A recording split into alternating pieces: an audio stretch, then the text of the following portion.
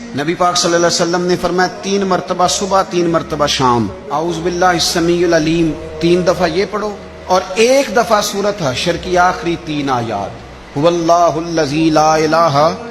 الا هو عالم الغیب والشہادۃ هو الرحمن الرحیم۔ اعوذ باللہ من الشیطان الرجیم ہے نا، اس کو پڑھنا ہے اعوذ باللہ السمیع العلیم من الشیطان الرجیم۔ فرمایا 3 دفعہ اس کو پڑھو اور 1 دفعہ سورہ حشر کی 3 آیتیں، 1 دفعہ صبح اور 1 دفعہ شام۔ صبح کیا ہے، شام کیا ہے؟ تو اعلیٰ حضرت بریلوی فرماتے ہیں صبح سے مراد ہے آدھی رات ڈھلنے سے لے کر سورج نکلنے تک، آدھی رات ڈھلنے سے لے کر یعنی تہجد کا ٹائم سے لے کر سورج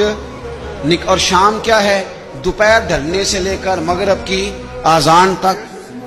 یہ شام ہے۔ اب سن لیں، یہ ترمذی کی حدیث ہے سیاستہ کی،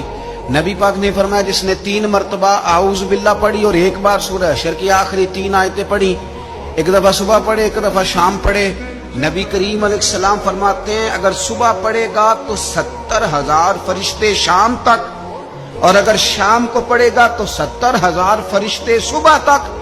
پڑھنے والے بندے کی مغفرت کی دعا مانگتے رہیں گے۔ چلے میں تو اس بات پہ بھی بڑا راضی ہوں کہ پہلی دفعہ اہل سنت میں ایسا ہو رہا ہے کہ وظیفہ ملنے پر لوگ نعرے لگا رہے ہیں۔